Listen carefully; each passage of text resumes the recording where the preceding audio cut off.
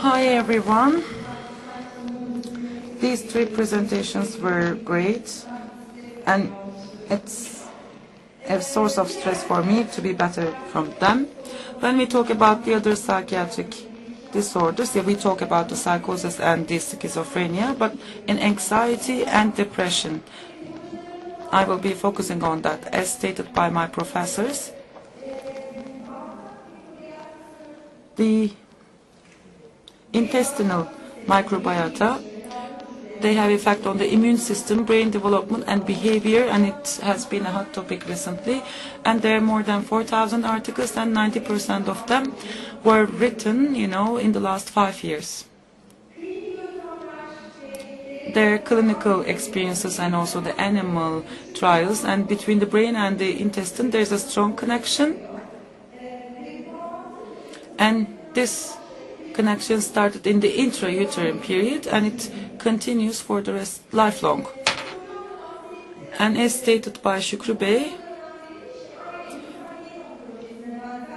it is similar to the Human Genome Project. There is another project called as Human Microbiome Project, and in 2014 more than $1 million has been allocated.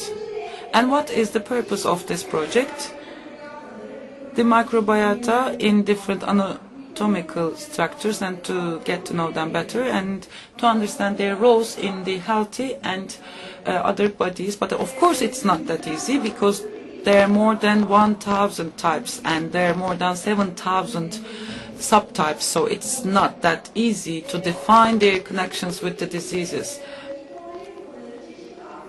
But when we look at the active metabolites, especially in the psychiatric diseases, and the pathogenesis have effect, and neurotransmitters can be produced by them.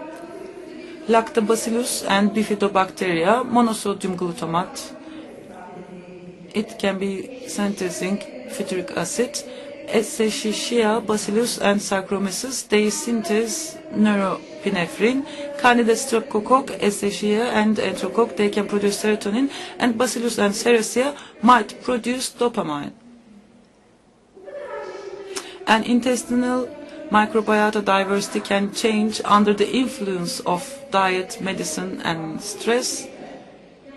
And prenatal stress induced by maternal separation causes microbiotics to decrease in levels of bifidobacter and lactobacilli in rhesus monkeys. This was studied by Bailey and Co. in 1999. And it has been shown that the separation of mothers in rats causes a decrease in fecal lactobacillus levels even on the third day, and that effect on microbiota continues for a long time.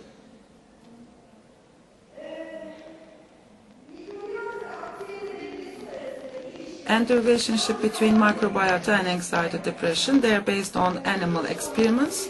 And in one of these studies, Campylobacter jejuni behavior and anxiety-like, when they are given orally to the rats, there is no immune response, but the behaviors are anxiety-like behaviors.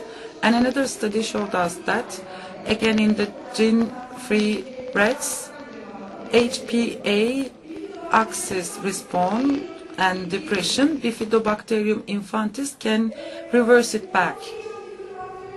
And Bifidobacterium infantis is found in the newborn intestine, and it is called as the psychobiotic. The reason why it's called as psychobiotic is that it has an antidepressant effect. Destinobet and et al. Made research in that regard because the results are important. In 2010, the baby rats were separated from their mothers, and these baby rats started depressive conditions, and this was measured by the swimming test, and plasmastochastic and monoamine levels and central and peripheral HPA hormones are measured, and it was discovered that separation from the mother shows us that norepinephrine gets less, and also corticotropologic hormone increase in the amygdala, and they performed that in the swimming test.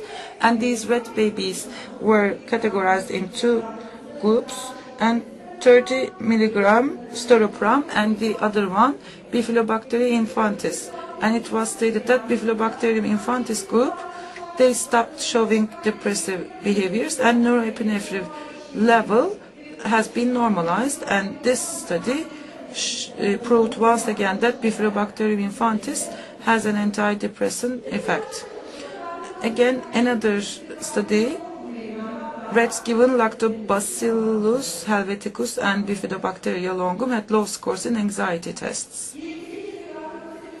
In mice given Lactobacillus ramonus for 28 days, both anxiety and depression scores decreased. And this is the most striking results. With high fat diet, because of that anxiety behavior, Lactobacillus helveticus prevents that, but in the interleukin 10 deficient mice we don't see the same result. Therefore, immune regulation is very important in the axis of the intestine and the brain. Lactobacillus falciparum administration has been shown to reduce the stress HPA axis response in mice.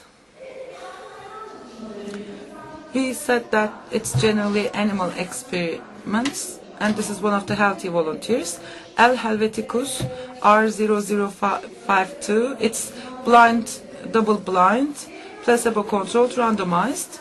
They got Bifidobacterium longum or placebo. They were given them, and their psychiatric parameters, some checklists were used, and on a regular basis, every day, they took these prebiotics, and the psychological stress level gets better and the cortisol level decreases. Again, in the Lactobacillus helveticus and Bifidobacterium longum, they reverse depression and apoptosis in the limbic system. This was shown in the studies. In clinical trials, the Bacterioides family was associated with depression.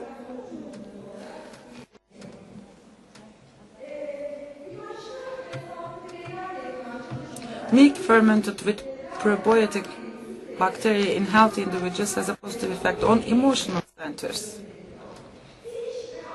Tillich et al. In 2013 made a research, and this is the only study of the relationship between prebiotics and healthy brain function using fMRI. At the end of all of these studies, the key role was deemed to be held by microbiota.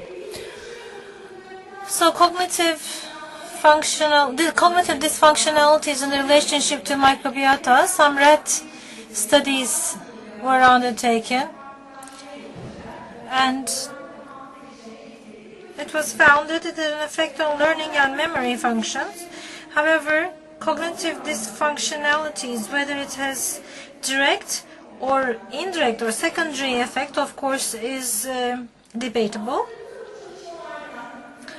Well, actually, when we go through the literature of all the information that we have and know, and all the presentations that have been shared so far, if we want to come up with a summary, maybe we can say that the intestinal microbiota in the next 10 years will continue to be a focal point in neurosciences. In the treatment of psychiatric illnesses, these microorganisms, microbiota, are presented as a new drug type by certain authors, and the brain intestinal axis could be the lost part of the chain for treatment of these illnesses going forward.